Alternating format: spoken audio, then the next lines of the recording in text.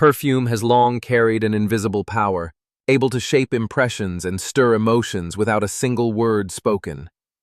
For a British princess, fragrance holds particular importance, ranking just behind appearance in shaping public perception. The way someone wears perfume can subtly reflect personality, mood, and even unspoken values. In a world where every detail is observed, scent becomes part of a carefully maintained image. Princess Catherine's approach to perfume is no exception. It is thoughtful, appropriate, and deeply intentional. Now, let's explore how Catherine chooses her fragrances and what guides those choices. 1. Core principle. Scent should whisper. The core principle behind Catherine's use of fragrance can be summed up in one idea. Scent should whisper, never speak. Within the British royal framework, perfume is no longer a purely personal preference. It becomes a matter of protocol, public health, and respect for shared space. Controlling fragrance is therefore treated as an invisible discipline, subtle but non-negotiable. Scent is strongly linked to emotional memory. The royal family deliberately avoids allowing the public to remember an individual too vividly through a personal fragrance, rather than through duty, service, and message. Catherine understands this distinction clearly. Her fragrance choices are designed not to dominate collective memory, but to fade quietly into the background, leaving the role and the occasion at the center. For this reason, Catherine consistently avoids perfumes that are heavy, sweet, seductive, or overpowering. She favors light, fresh fragrances that sit close to the skin and evoke a sense of natural cleanliness, rather than an artificial, overpowering sillage. These choices are especially important during ceremonies, official visits, and overseas tours, where proximity to others is unavoidable. Another critical factor is health and safety. Catherine regularly meets children, elderly individuals, hospital patients, and foreign leaders. Strong or allergenic scents could cause discomfort or reactions, which would be unacceptable in royal settings. As a result, fragrance is applied in carefully controlled amounts, never guided by personal perception. Human noses adapt quickly, and over-application risks becoming intrusive. In royal etiquette, fragrance must never announce presence. It should exist only as a quiet courtesy to everyone nearby present. 2. Catherine's favorite fragrance groups. It may surprise many that Catherine is not permitted to freely choose her own perfume. Within the royal system, fragrance selection is guided by advisors who rely on long-established norms of etiquette, health considerations, and public perception. According to royal sources and fashion journalism, Catherine is consistently associated with restrained scent families, rather than bold personal statements. The preferred profiles are light florals, such as orange blossom, jasmine, and lily, chosen for their clean and reassuring character.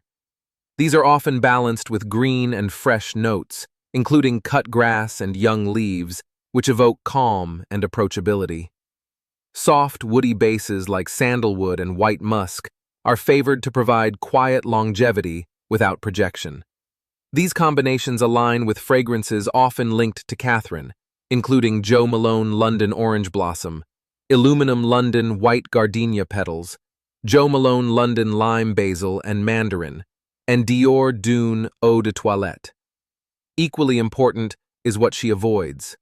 Heavy oud compositions, sweet vanilla, and gourmand accords associated with candy or caramel are excluded. Fragrances, such as Maison Francis Kurkdjian Baccarat Rouge 540, Yves Saint Laurent Black Opium Eau de Parfum, and Victor and Rolf Flower Bomb, represent precisely the intensity the royal household seeks to prevent. The reasoning is practical and symbolic. Strong scents risk overwhelming enclosed spaces, triggering sensitivities, or distracting from official duties. More importantly, perfume must never become a personal signature stronger than the role itself. For Catherine, fragrance is curated not to express individuality, but to preserve neutrality, dignity, and continuity. 3. Perfume for special occasions. During diplomatic engagements and royal weddings, Catherine's fragrance is never a personal whim. Advisors consistently select classic English floral scents, to reinforce continuity, purity, and the legacy of a centuries-old monarchy. Notes such as orange blossom, lily, and soft jasmine have long been associated with British ceremonial traditions, symbolizing restraint, virtue, and calm authority. In these highly visible settings, scent functions as cultural language, not decoration. The goal is to ensure the public remembers the institution and its values, not an individual's sensory presence. A fragrance that is too strong, modern, or seductive would disrupt that message and risk overshadowing the occasion itself. In more private or semi-private contexts, such as formal evening dinners, limited guest receptions, or controlled outdoor spaces, Catherine is permitted slightly more definition in scent. The fragrance may project a little more clearly, adding warmth and approachability to the atmosphere. However, it still remains carefully measured. Heavy, sweet, or provocative notes are avoided, and longevity is controlled. Even then, the fragrance must never dominate a room. The guiding principle remains subtlety, enhancing the environment without drawing attention. In Catherine's case, fragrance supports diplomacy through balance, refinement, and respect for shared space, and long-standing royal sensory discipline. 4. Suitable for the circumstances and space. Context and space determine how fragrance is used in royal settings.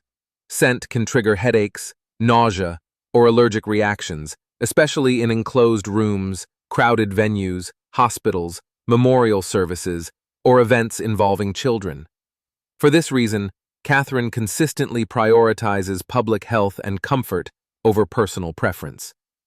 When visiting medical facilities, meeting young children, or attending solemn occasions, she often wears an extremely light fragrance or avoids perfume entirely. This approach reflects an awareness that vulnerable groups, particularly patients and children, have more sensitive respiratory systems. Royal protocol treats fragrance as an environmental factor, not a cosmetic choice. A neutral sensory environment allows people to focus on conversation, care, and ceremony without discomfort. Catherine is known to be cautious about causing unintended physical distress to others, even subtly. By limiting or eliminating scent in sensitive spaces, she reinforces an image of consideration, discipline, and responsibility. Her restraint communicates respect for shared air. 5. Concentration and usage. Fragrance concentration and application are carefully controlled in Catherine's case. She typically favors eau de toilette or a very light eau de parfum, both chosen for their softer diffusion and lower projection. Application is limited to 1 or 2 discrete pulse points, such as behind the ears or lightly on the wrist, and never sprayed onto clothing. This ensures the scent is only noticeable at close conversational distance, not across a room. Importantly, Catherine avoids applying perfume based on personal perception. Human noses quickly adapt to familiar scents, becoming less sensitive over time, which can lead people to apply more than necessary. Royal advisors therefore rely on fixed quantities rather than intuition. This discipline prevents overpowering fragrance and protects those with sensitivities. The result is a controlled, respectful presence where scent supports the moment without intruding. Fragrance remains a subtle detail, never a dominant signature, within royal etiquette boundaries always. 6. Fragrance as a form of soft power. Fragrance functions as a form of soft power in Catherine's public presence. For her, perfume is never used to create a strong or memorable scent trail. Instead, it serves a quiet purpose: to make others feel comfortable, calm, and respected. A restrained fragrance supports an image of reliability, propriety, and understated elegance, qualities expected of a future queen consort. By avoiding distinctive or attention-grabbing scents, Catherine ensures that perfume never competes with her role or message. Psychologically, people associate pleasant but subtle sensory experiences with trust and emotional safety. This is precisely the effect her advisors aim to achieve. The public remembers Catherine not for what she smelled like, but for how she made them feel during an interaction. Her presence feels reassuring rather than intrusive. In this way, fragrance becomes invisible authority, influencing perception without demanding attention, reinforcing dignity, continuity, and emotional connection, rather than personal allure alone always.